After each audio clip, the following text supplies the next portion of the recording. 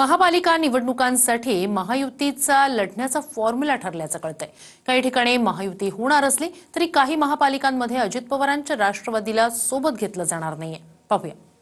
महायुतीचा आगामी महापालिका निवडणुकांसाठीचा फॉर्म्युला ठरल्याची सूत्रांनी माहिती दिली आहे। यामध्ये मुंबई, ठाणे, कल्याण, डोंबिवली, नाशिक आणि नागपुरात भाजप आणि शिंदेची शिवसेना एकत्र निवडणूक लढणार आहे।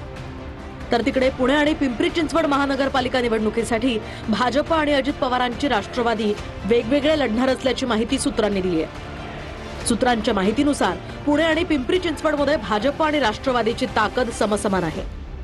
कार्यकर्त्यांना संधी मिळावी आणि बंडखोरी टाळण्यासाठी वेगळी रणनीती आखली जाते। यासह पुणे आणि पिंपरी चिंचवड महापालिकेत वेगळं लढत विरोधकांना बाजूला सारलं जाणार आहे।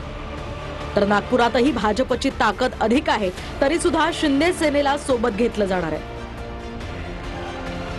यासह नवी मुंबई संदर्भात अद्यापही निर्णय झाला नसल्याची माहिती आहे। चांगली गोष्ट आहे, आम्ही तेच सांगत होतो पूर्वीपासून आणि हा फॉर्म्युला ठरला आपल्याकडून मला कळतंय।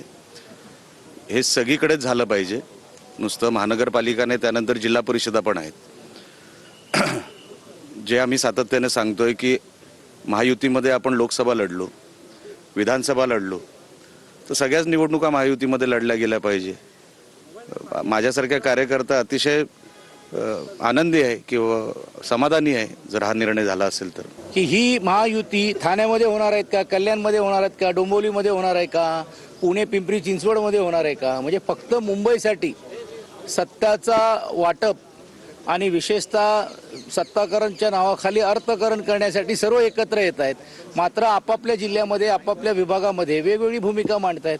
त्यांनी जाहीर करावं की नागपूरमध्ये पण महानगरपालिका महायुती म्हणून लढणार आहेत। काँग्रेसचे नेते पृथ्वीराज चव्हाण यांनी मराठी माणूस पंतप्रधान बनण्याबाबत भाष्य केलं होतं। यावर अमृता फडणवीस यांनी बेस्ट ऑफ लक असं म्हटलं। मराठी माणूस पंतप्रधान होणार असेल तर त्यांना शुभेच्छा असंही अमृता फडणवीस म्हणाल्या। मला वाटतं बेस्ट ऑफ लक पृथ्वीराजजींना, त्यांना वाटत असेल ते होणार असतील पंतप्रधान तर तेवढंच मी त्यांना बेस्ट ऑफ लक देईन।